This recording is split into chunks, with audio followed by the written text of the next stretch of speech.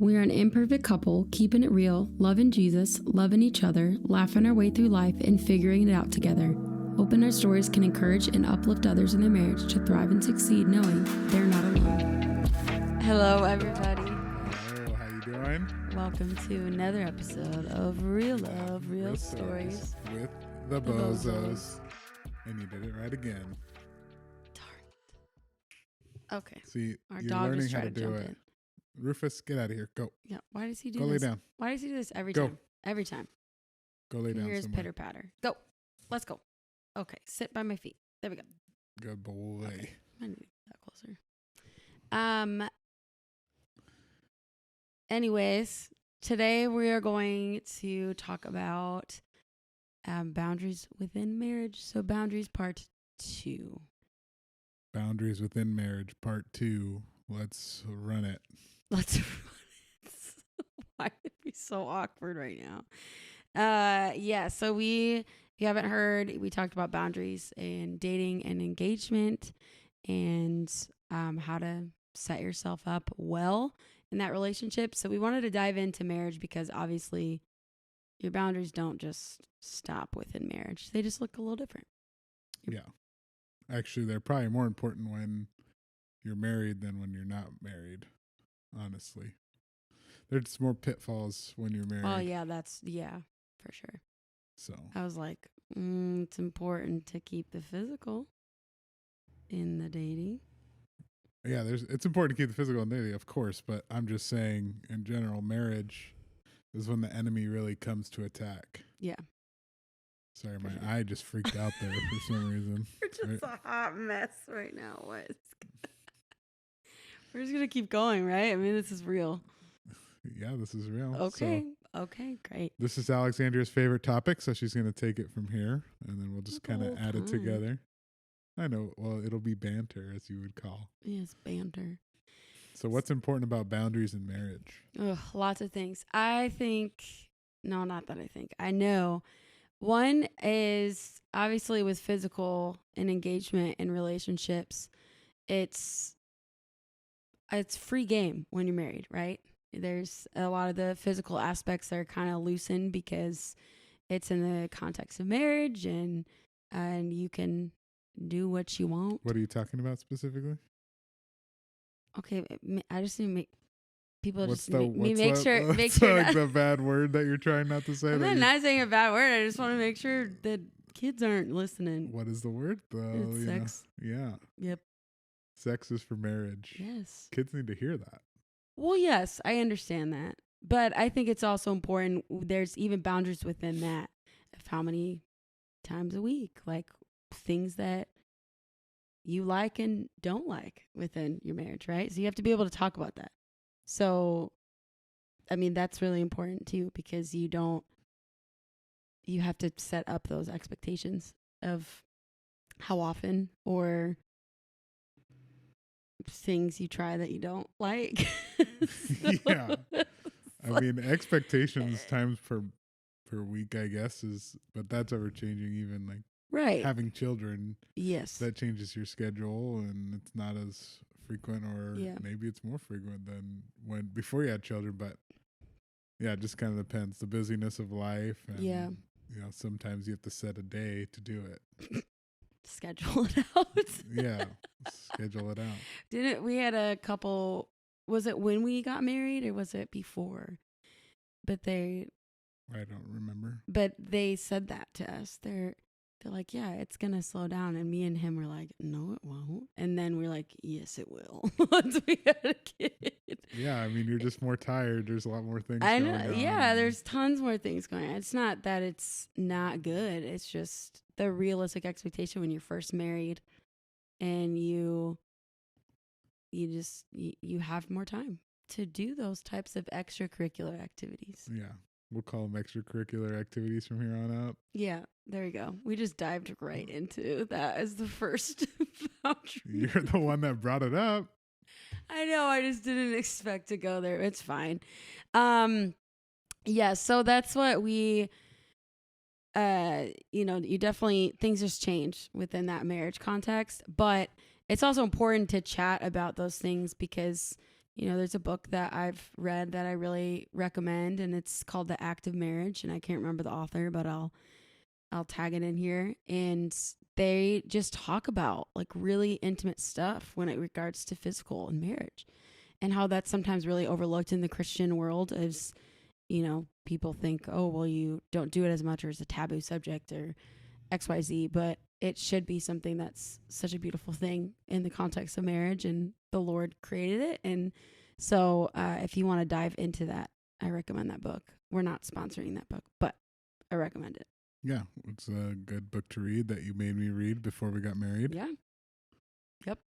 So anyways, so the next set of boundaries are just diving into going into like how I treat people with the opposite gender and how you treat people with the opposite gender now that we're married. And I think we did this too when we were dating. We were pretty careful about that because obviously we want to respect each other.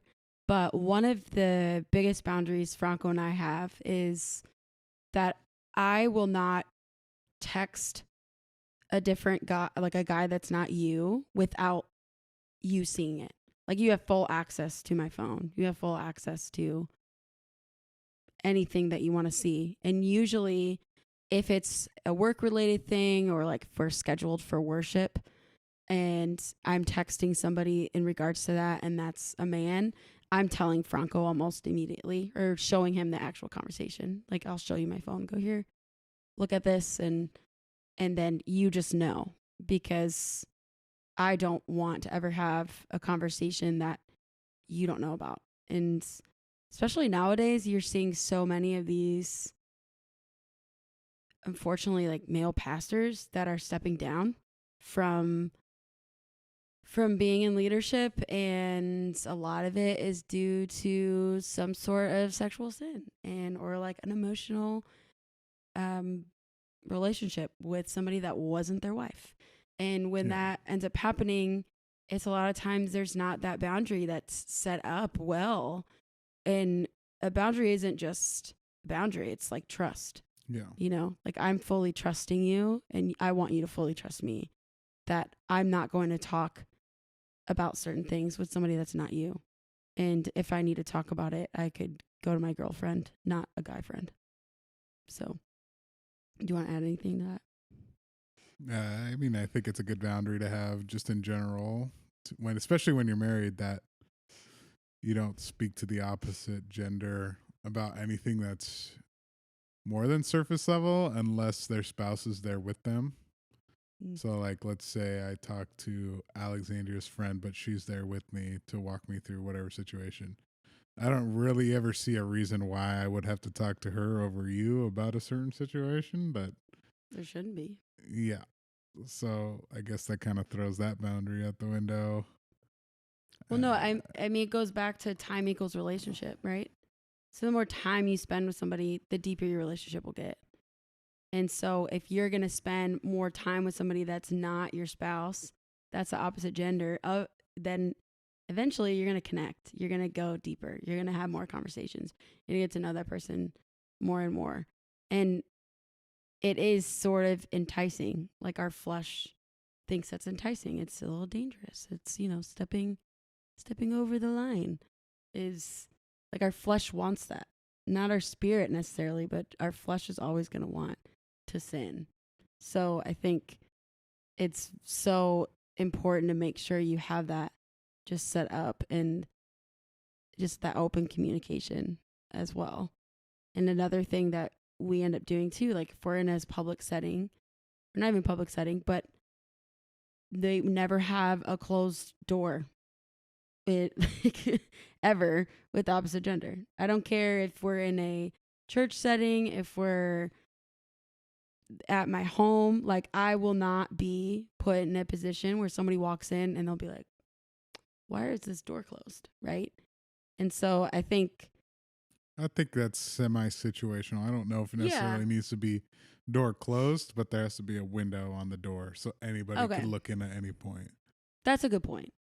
Because if you're counseling my personal thing is like, I would not.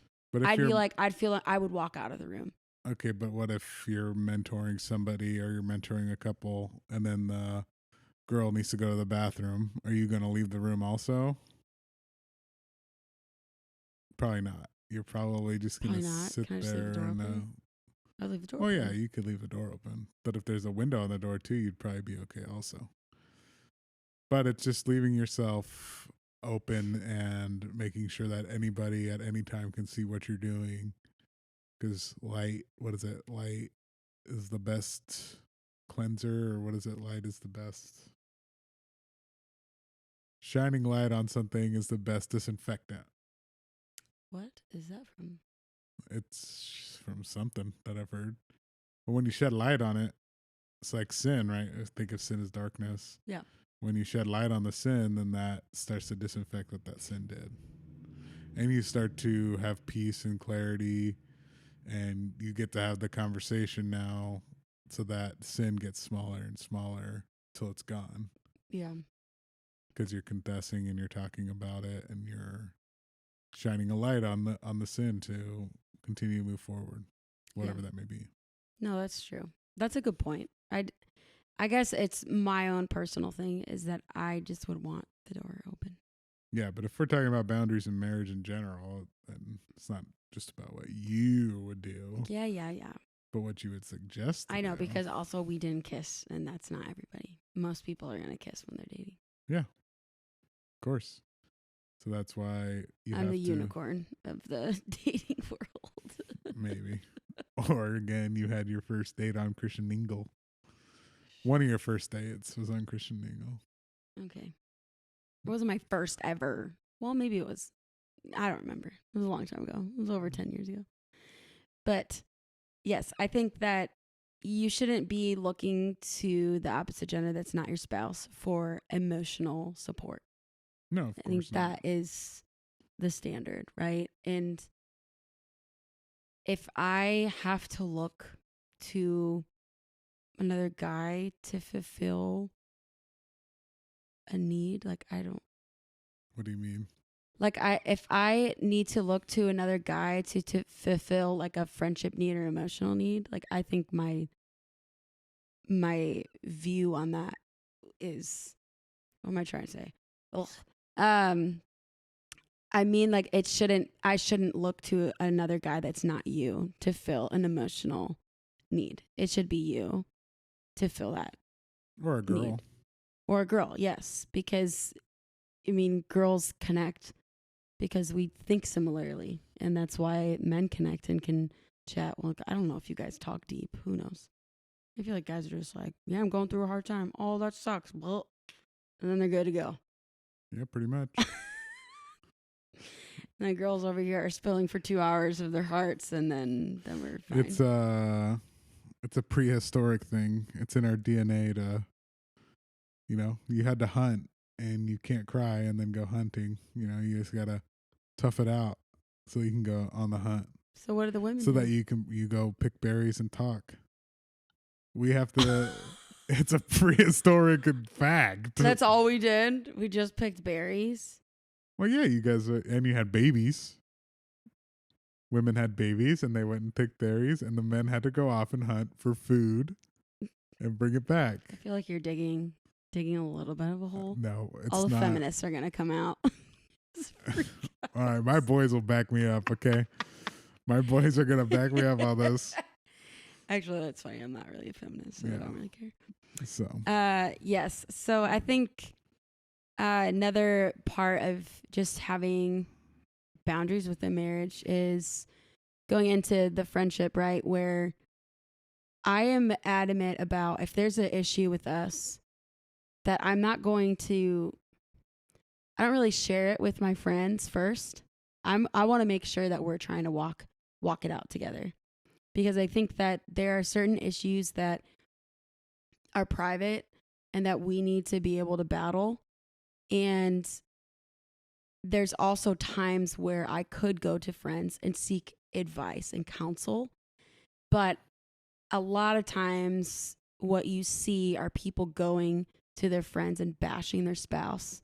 And then they're like, oh, yeah, he's totally in the wrong. He's totally in the wrong. Instead of calling them up and out of a situation. So whenever I chat with people about marriage, about relationships, they're dating with somebody and they share things, I'll go, have you talked to your spouse about it? And sometimes they'll be like, well, no, I haven't yet. I'm like, well, I don't want to hear it until you've talked to your spouse about it. Like I will always go back to that because you and your spouse are a team and I'm rooting for the team. I'm not just rooting for you. And so if I'm rooting for your team, then I want you guys to be as, as one, and I want you to be moving forward. And so there's so many times where there's been situations with us that I tell my friends after we resolve it as more of a guidance for them if they have a situation that's similar. And I'll be like, you know what? Franco and I walked through this already. Instead of it being this raw, oh, we're in this right now. And yeah, like XYZ guys are dumb, whatever, right? Because that just doesn't help the situation. So I think that's a really important piece to it. And I think of the verse where it says in Mark 10, and let me get it to it. Where it says that for this reason, a man will leave his father and mother and be united to his wife, and the two will become one flesh. So they are no longer two, but one. Therefore, what God has joined together, let no man separate. And I think about that verse when I'm chatting with people who are married or who are going through a situation, that it's not just one person. It's the unity of that marriage. And so for me, if I'm going to badmouth and bad talk you, I'm bad talking myself because we're one. We're in this together. And we often forget that. And we need to be rooting for marriages and not trying to seek understanding isn't going to help. And so we have to try to seek understanding within people's marriages and say, you know what, let's give the benefit of the doubt to the guy. No, obviously there's case by case situations. Like if somebody's abusing, there's all those different things. But I'm just talking about a general fight in a marriage that is going to happen. It always happens. Things are said to each other that's hurtful, that is hard to take back. But instead of saying, I just can't understand or I can't believe that they said that, it's trying to see it from their perspective too. Like, where are they at emotionally? Where are they at? Yeah, but what if you're new to marriage? Should you just seek out some counsel in a situation? Well, yeah, I think there's times for that. I think if you're not seeing eye to eye on certain issues where you've been trying to have this conversation, you both try to have been seeking understanding, right? You're both going at it in that regard. Or maybe one is really, really trying to understand that situation. The other one is just being prideful and sticking to their guns, thinking they're right. Then yes, I think it's very appropriate to get godly wisdom and seek counsel for that. And not just advice, but actual like counseling that have the equipment and the tools to do that. To talk through those situations. Right. Okay. Do you want? I mean, I don't really have anything else to add. I guess you're right. You shouldn't talk down to your spouse, to other people, because actually what really the problem is, what really happens is that you're looking for affirmation in the wrong that your spouse is doing, and that you're not doing anything wrong in the situation, but your spouse is. And a lot of the people, it's an interesting thing because we talked about this on a different podcast where people just don't want to see you succeed. Yeah. They just want to see you fail, or they want you to fail with them. So you have to find the right people to bring around you to make sure that they're edifying you and saying, no, you need to go take a shot with this marriage and figure out how to work through this problem. Yeah. But a lot of people will be like, yeah, my marriage sucks too. We're both marriage suck buddies. And we don't like the people we're married to, or whatever circumstance. And so they just eat themselves alive by bringing each other down. So one brings up a situation, and then the next person's like, oh yeah, well, my wife or husband does this, so yeah, they just both suck, all of them suck, and then you just keep going down, down, down, down, down. Right. But it's finding people. I don't think it's like necessarily that you shouldn't talk about your spouse, but you should talk about your spouse with people that want to see your marriage succeed. Yes. And surrounding yourself with people like that. There's going to be people who are going to want to bring you down to their level if they have a failed marriage or if their marriage is failing, and they want to see other marriages fail so that they feel justified in the feelings they have about marriage. Yeah. I don't think every person that is going through a hard time wants other people to go through that. But it's a subconscious thing that people do, I think, too. It's not just that, you know, oh, my marriage sucks, I want your marriage to suck too. It's just a more subconscious thing, because if you are in unhealth and you can relate, people want to relate to you, right? Instead of calling you up. It's harder to call somebody up, and it's easier to relate and be like, oh yeah, my husband totally does the same thing.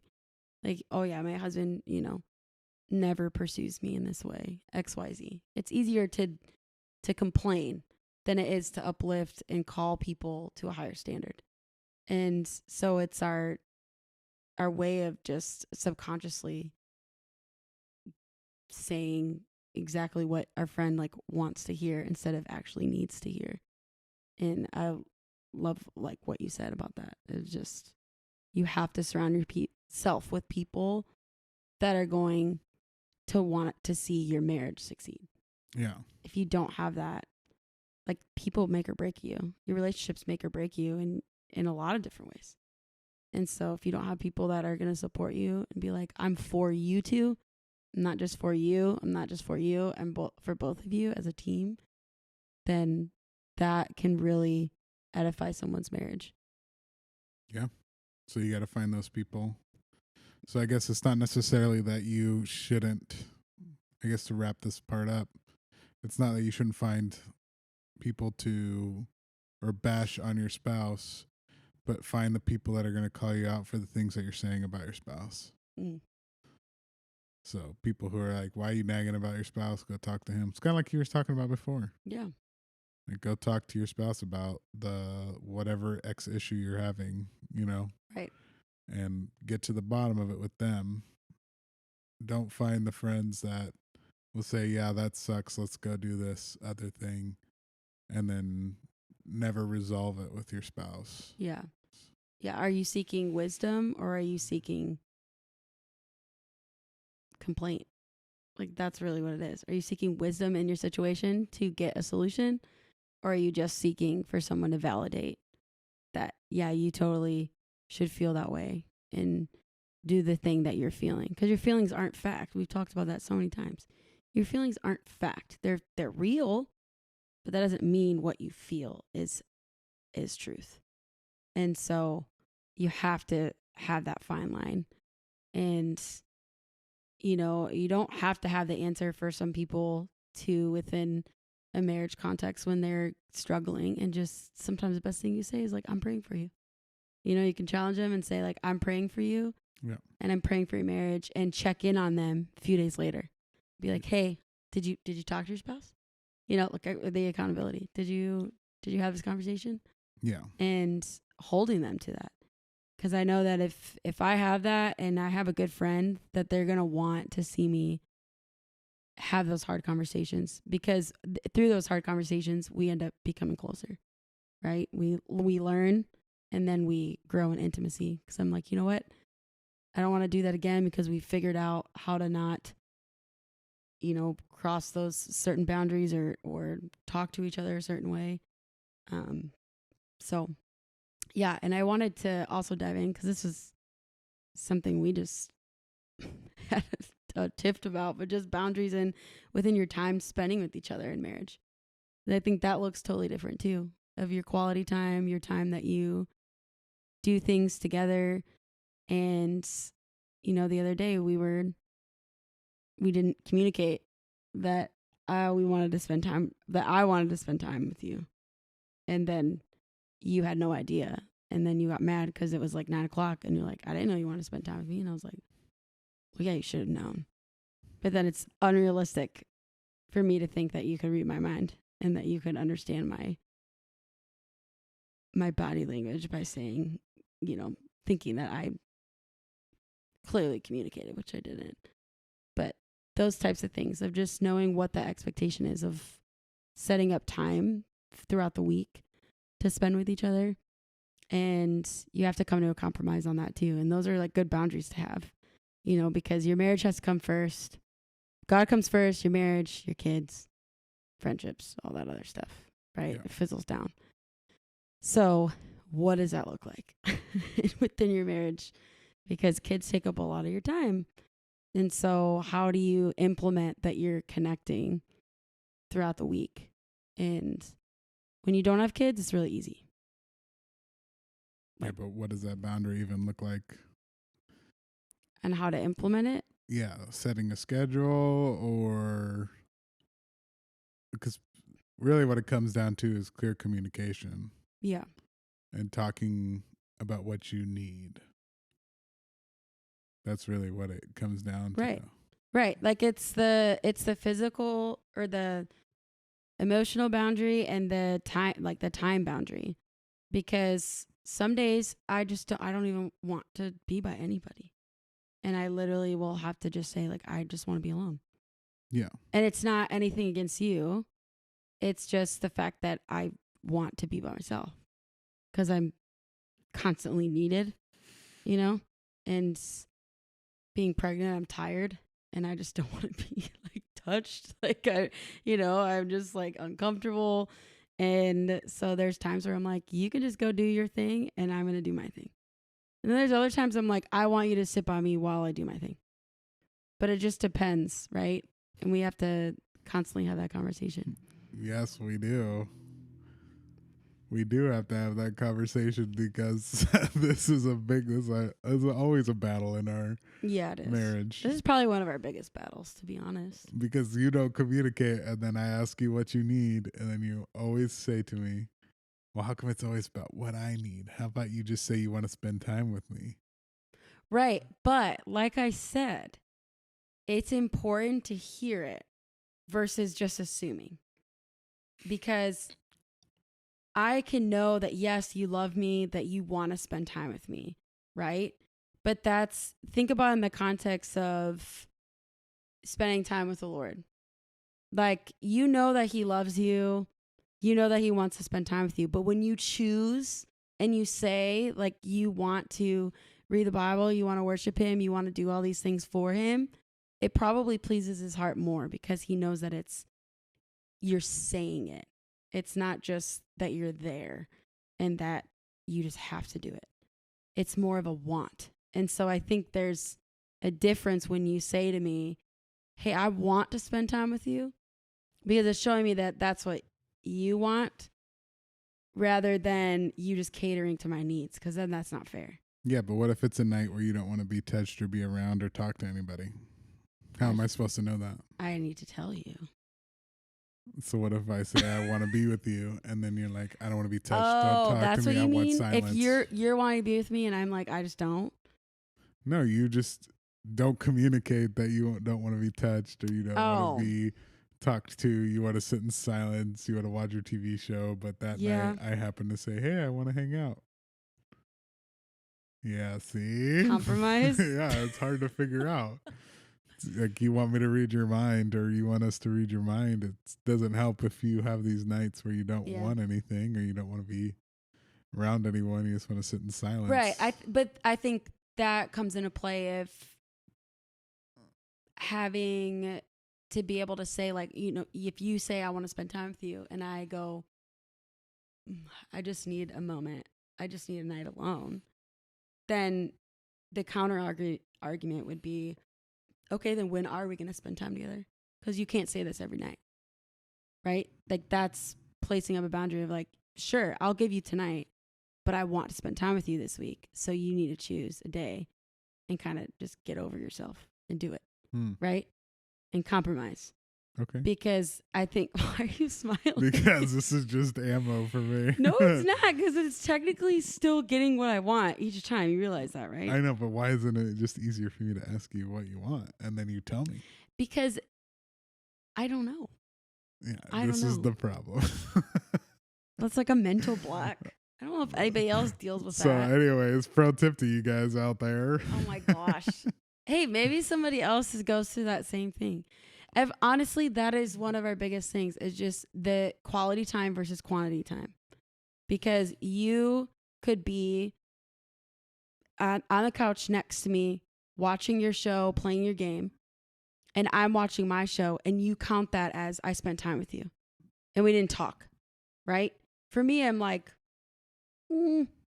that was just time. That wasn't quality time of us engaging in conversation or playing a game or,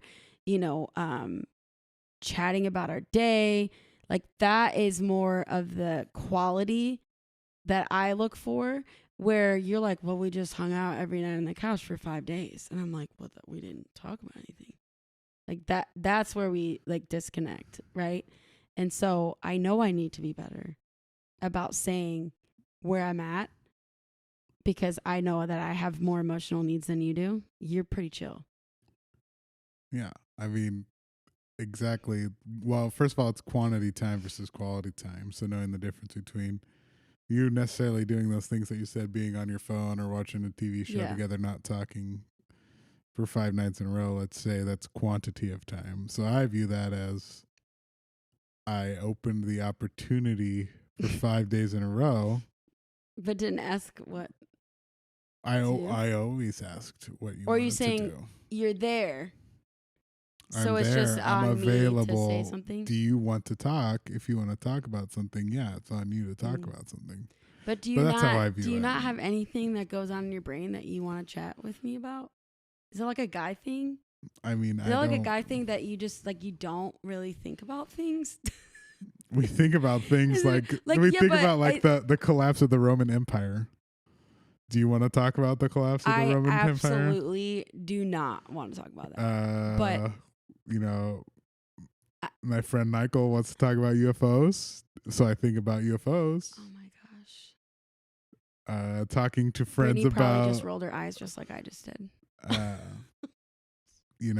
Talking about different timelines. Do we live in interdimensional timelines? Do you want to talk about that? That's what you think about? That is what I think about. You don't think about like, I had all these things and these fires that I had to put out at work today. I was thinking about this. I was thinking about this thing. I was thinking about that. Like, I do not think about not that. At all. No. Nothing. I just cannot wrap my head. Not work related or once I clock out, I'm good for the day. Unless there's a fire at work, I don't have to worry about it. Unless there's a fire, which happens when? Exactly. Never. So I don't think about work after I get off work.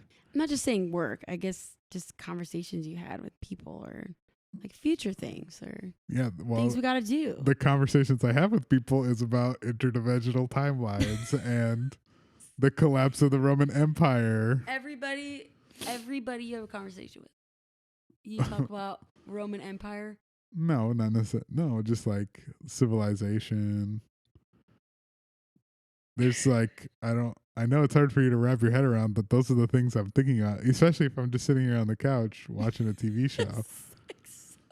You think I'm like in a deep thought about sometimes I something do, that and went then on I'm at like, work. he's not sharing with. So now I know it's that level. I'm probably thinking of something that you don't want to talk about. And that's why I ask you what you want to talk about, because I don't think you want to talk about the things that I'm thinking about. Does that make sense? Yes. And it's not that I don't love you. It's not that I don't love you or don't love spending time with you, but those are the things I personally think about. Now, this is probably not all guys, but for me, that's what I think about. I listen to podcasts all day and I just kind of mull over everything that I listen to that day. It just depends on what I listen to also. So what would be your advice for a wife that's a little more emotional then? What would be like a boundary that... A boundary? It wouldn't be a boundary. Well, maybe not a boundary, but what would be advice for men that their wife does have a lot to spill? Could there be a boundary in that? Or what do you mean? Should the man just be able to listen to everything? I think if your wife wants to talk about something, then you should request the husband to listen to what she wants to talk about. Request the husband? Yeah. So like, hey, I had this stuff happen today. You want to sit and talk about it? More than likely, the guy will sit there. The husband will just say, yeah, let's tell me what's up. What's going on? But here's the problem husbands have. We're fixers. So we'll just tell you how to fix it. Yeah, we don't like that. Sometimes we do. Sometimes we do not. You just want us to listen. Yeah. And we just want to say, well, why don't you just solve the issue? And you don't want to hear how to solve it. You just want to complain about it. And so you need to specify before the conversation starts. Do you want me to listen or do you want me to fix it for you? That is technically a boundary to have within emotional conversation. Is to be able to say that from the start. I wouldn't say it's a boundary. Well, it's a guideline. Sure. Because I know that was something that we struggled with a lot when we first got married, is that I would be sharing and you would start giving me answers of what to do, and it'd be like, whoa, because that's not what I asked for. And then we would get into more of a little argument because I'd be like, why are you telling me what to do? And I just wanted to tell you what the situation was. I'm still processing it, and you're telling me here's the answer, and I go, I don't think that's the answer. Or it is the answer, but I'm not ready to hear that, right? Because I was emotional and I was too attached to the situation. Yeah. And that was definitely something we had to figure out. And then now I feel like we're good now. There's still some times that we don't do it perfect, but there's still times where I'll be like, okay, I need to share this with you. Don't need an answer. Just listen. That's all I need. Or I will say, I need your help in figuring out what to do. And I'll say that from the start. So then when I start sharing, then you are already thinking of a solution instead of you just sitting there wanting to give out the solution. But if I say, I just want you to listen, then you could be like, oh, okay, off my shoulders. I'm just going to let her figure it out. And I'll think about the Roman Empire while you're talking to me. I'm never going to share with you again. Yes, you will. You're going to want to share with me again. Trust me. I don't doubt that for a second. Yeah, right. But now I just feel like you're always... I'm going to be looking at you and you're going to be talking about thinking about the Roman Empire. I don't specifically think about that. That's kind of like a what's the other big thing that you talk about that we're in a... Interdimensional timelines? Interdimensional timeline. Please don't talk about it right now. Okay, God is outside of time. Okay, but please don't do it. Please don't do it. We don't have time. We don't have time for that. We got plenty of time. We don't have time. 5 nights a week. I'm not talking about it. You can chat with other people. You can chat with your guy friends about that one. I'm not talking about it. Even my guy friends, it's too... I keep hitting my head on the mic. Oh my gosh. Okay. This was just a fun one. Just a little detour. Is there any other boundaries you want to talk about in marriage? Oh, man. No, I mean, we grasped on the physical. We grasped on some of the emotional. And I think we kind of covered some. And I'm sure there's a lot more as we continue being married. There are things that will come up. But honestly, one of those biggest things, because if you're wanting fidelity in your marriage, you got to make sure to have good boundaries with the opposite gender. Like that's what I'm going to leave it as. You got to have that. And that needs to be a high standard, because as we chatted in the first boundary episode, sexual immorality is huge, and it's something that's a huge sin, and it affects so many different aspects of somebody's life. It's not just one thing, but it's so many. And so if you don't have that standard of fidelity and how to keep that on the straight and narrow, things are going to happen. Is fidelity the right word? Yeah, fidelity. Okay. Infidelity is cheating. Fidelity means on the straight road. No, but on the narrow path. Yes and no. Isn't that a scripture? Yes, that is in scripture, but it's okay. You're sidetracking me right now. So, yes, those are important to have. And also having those emotional boundaries with each other and being able to say when you want to chat more, when you don't, because that's really important. Yeah. And obviously, we're still mastering that. We're not perfect at that by all means. But yeah, good communication is it's not necessarily a boundary, but having great communication helps really clear the air on a lot of things. And then I think a lot of people don't say, "Oh, I don't need to have my phone. My wife doesn't need access to my phone. She just needs to trust me." It's not a trust thing. It's if you have to hide something, then there's an issue. And you should be able to just pass it off whenever you want. You can still have a password, just your wife has to know the password. Yeah. And it's not a lack of trust if your spouse doesn't, if you, what am I trying to say here? It's not a lack of trust if your spouse has access to your phone. Okay, your phone is what you use for everything today. Everything is on your phone. Social media. And if you're married, you guys both have access to everything in each other's lives. Yeah. Unless you work for like the CIA or the FBI and you have privy to like top secret information, you have no excuse to be able to share even in the military. Not everybody in the military has top secret access or secret access to anything. No, it's just this is so funny. But that's like the only reason why you wouldn't share with your spouse what's on your phone. So yeah, that's a really good point. We didn't even touch on. It's not just about I don't trust them. It's like no, there should be nothing that you hide, including your phone. Yeah. Yep. There's really no reason to keep it away from your spouse. There's literally no reason. Correct. If you disagree, tell us why you disagree. But we know we're right. Comments. Yeah, we know we're right. Well, maybe we don't know we're right, but if you come in here and tell me, well, she should just trust me about what I'm doing on my phone, then I bet you up to something. You cooking something up on your phone. You cooking something up. Do more than cooking. Who knows? Maybe it's not anything bad, but yeah. Just open yourself up to that. Humble yourself to your spouse. It doesn't make you more or less trusted by your spouse if she can't access your phone. So, and I know we were like almost finished, but like I want to add this too. It's so important to be able to humble yourself in situations. And so if diving into that trust, like you should be able to trust your spouse, and your spouse should be able to be humble enough to just be open with things that are going on in their life.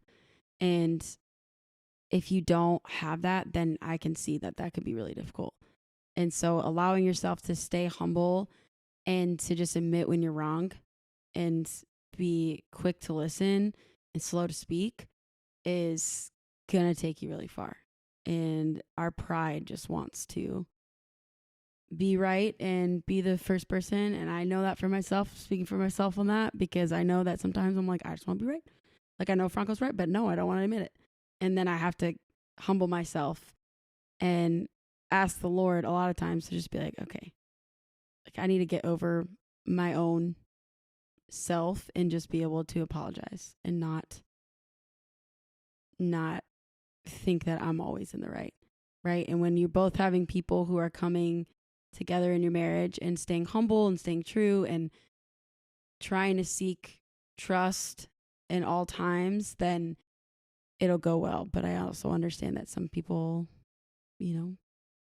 have tried to do these things and that other person is not willing. So that's a whole nother situation. But communication is we could talk about that for a long time. So that will be something different.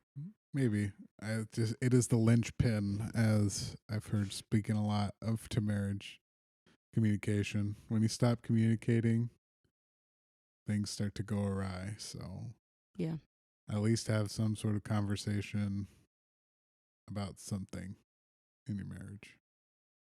Very important. Yep. So, Well, thank you everybody for joining us today. It's just Alexandria and I talking about boundaries, and yeah, this is why are you interrupting me out there in the closing? I'm sorry. You just went, thank you everybody. You got really loud. Yeah, I want people to know what we're doing right now. Okay, got it. Sorry. So as I'm wrapping it up, please don't forget, subscribe, like the video, write in the comments if you think I'm wrong about something.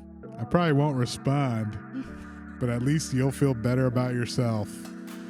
And then you guys can go listen to us anywhere you have podcasts, Apple, Spotify. Again, leave us a review there. Let us know how we're doing. And yeah, we'll catch you guys later. See ya. Peace.